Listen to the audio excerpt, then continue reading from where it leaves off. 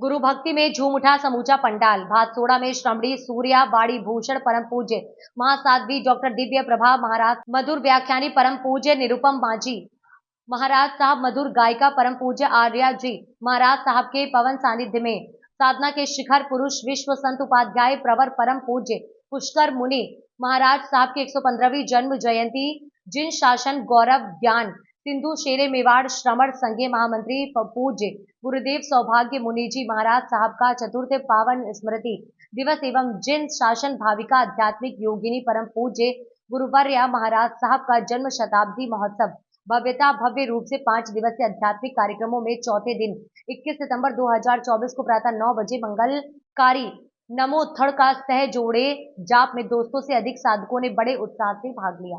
और शाम 8:30 बजे से आयोजित गुरु भक्ति में सभी श्रोताओं को मंत्र मुग्ध करते हुए भक्ति रत्न श्री अखिलेश जी चंडालिया अलबेला ने गुरु पुष्कर से लेकर गुरु अम्बेश, गुरु सौभाग्य, गुरु कोमल, गुरुणी कुसुमवती जी, गुरुणी दिव्य प्रभा जी, नाकोड़ा भैरव सांवलिया जी मां के भक्ति गीतों का समा बांधी लंबी देर रात तक चली गुरु भक्ति का आनंद लेते हुए भक्तों को खूब झुमाया।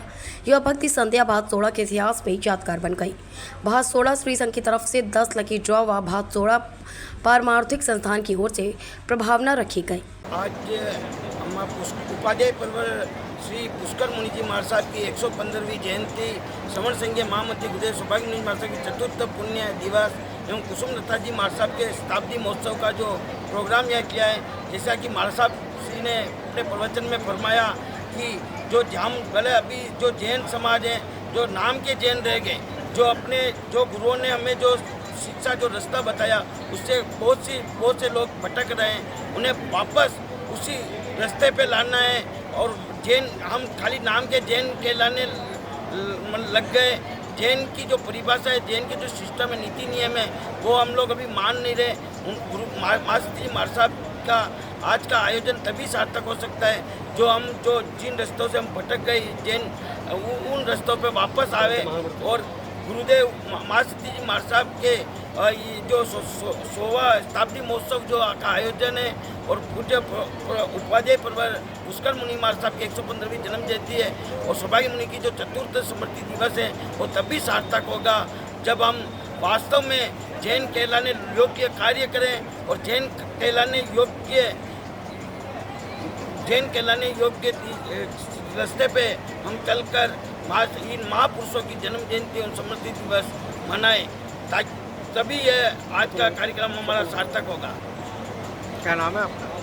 मनोज डांगी, गुरु अम्बेश सौभाग्य जैन परमार्थिक सेवा संस्थान भातसोड़ा का महामंत्री। जी बाजी।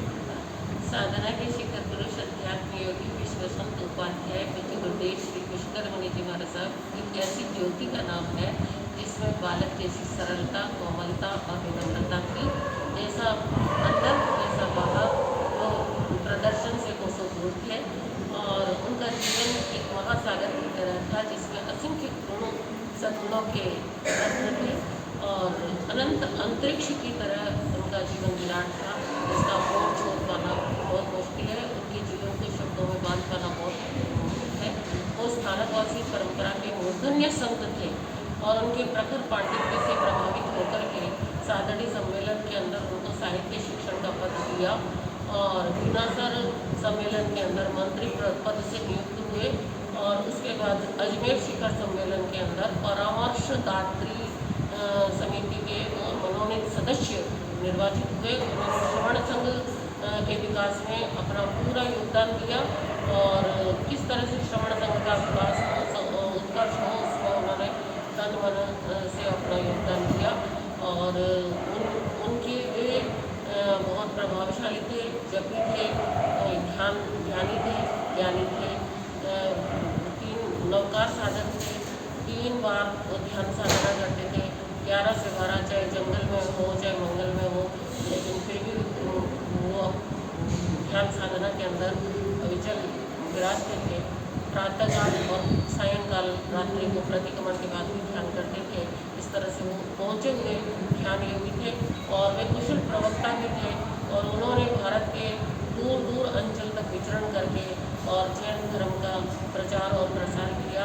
और उनके आचार्य देवेंद्र मुनि जी महाराज जो श्रवण संघ के तृतीय पट्टकर उनके प्रमुख शिष्य थे और राष्ट्र संत गणेश मुनि जी महाराज, उपाध्याय रमेश मुनि जी महाराज, प्रवर्तक राजेंद्र मुनि जी महाराज आदि उनके शिष्य जो अभी भी धर्म का प्रचार और प्रसार कर रहे हैं। और आज हमारी साधना पत्नी अमर साधिका परम पूजनीय गुरनी मैया श्री कुसुमवती जी महाराज साहब, जो जैन शासन प्रभाविका अध्यात्म योगिनी थी हैं, और उनका 100वां जन्म दिवस जो जन्म शताब्दी वर्ष के रूप में हमने आज मनाया। वो उन्होंने 11 वर्ष की उम्र के अंदर दीक्षा ली और 64 वर्ष उन्होंने संयम पाला और बहुत विद्वान थे।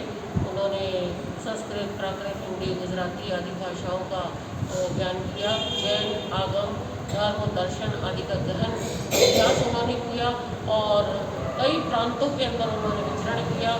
राजस्थान को प्रमुख था ही, लेकिन उसके अलावा दिल्ली, पंजाब, हरियाणा, यूपी और एमपी आदि क्षेत्रों के अंदर उन्होंने पैदल विचरण कर करके और धर्म का प्रचार प्रसार किया। कईयों को हिंसा छुड़वाई, अहिंसा प्रेमी बनाए और कईयों के व्यसन छुड़वाए इस तरह से, और बहुत धर्म की प्रभावना की। और उनका जीवन बहुत महान था। गंगा जैसा पावन जीवन था, चंद्रमा जैसा निर्मल और समझवल जीवन था उनका, सागर से भी गंभीर था। और उनके जीवन की एक विशेषता कि इतने विद्वत्ता के साथ साथ उनके जीवन में विनम्रता थी और समता उनका एक अद्भुत गुण था। वो समता साधिका थी, आध्यात्मिक साधिका थी, आत्म साधिका थी, और वो मेरे पूज्य गुरुवर्या थी। और इन दोनों का जीवन जो बचपन के अंदर घड़ा, इनको अपने माता पिता से जो संस्कार मिले उससे इनका जीवन इतना महान बना। और आज हमें जो संस्कार प्राप्त होते हैं, चरित्र बनाना है तो वो संस्कारों से ही प्राप्त हो सकता है, लेकिन आज संस्कारों के मूल केंद्र गंदे हो रहे हैं और जिस और ध्यान देना चाहिए उस और ध्यान नहीं दे रहे, जिस और ध्यान नहीं देना चाहिए उधर आँख मूंद करके हम चल रहे हैं। इसके दुष्परिणाम आ रहे हैं और आएंगे। हमारे हिंदी के महाकवि मैथिली शरण, राष्ट्र कवि मैथिली शरण गुप्त ने कहा, अब कौन फिर क्या हो गए और क्या होंगे अगले, आओ बेचारे आज बैठ कर सही। हमारा अतीत बहुत ज्योतिर्मान था और वर्तमान उतना ही विभक्त है और भविष्य उतना ही अस्पष्ट है। पहले की जो सन्नारियाँ होती थी अपने बच्चों को अच्छे संस्कार देती थी, लेकिन आज हम बच्चों को अच्छे संस्कार नहीं देते हैं। हम उनको पढ़ने के लिए, दुकान के लिए, व्यवसाय के लिए जरूर प्रेरित करते हैं, लेकिन धर्म के लिए प्रेरित नहीं करते और इसीलिए हमारा समाज पिछड़ रहा है। तो सबसे पहले तो हमें अपने जीवन को संस्कारों से समृद्ध करना पड़ेगा। अपना जीवन जब से संपन्न होगा तो हमारे बच्चे भी चरित्रवान होंगे, और अपना जीवन ही यदि चरित्रवान नहीं है तो फिर बच्चों का जीवन कहाँ से होता है। बच्चे तो कच्ची मिट्टी के समान होते हैं, उनको जैसा ढालना चाहे वैसा ढल सकते हैं। उनको अच्छे, शुद्ध और ज्ञान के संस्कार देंगे तो वो आगे बढ़ सकते हैं। तो ये जो महापुरुष हुए हैं उनको बचपन के अंदर माता पिताओं के द्वारा अच्छे संस्कार प्राप्त हुए तो जीवन महान बना और आदर्श तप, त्याग और संयम की ये साकार प्रतिमा थी।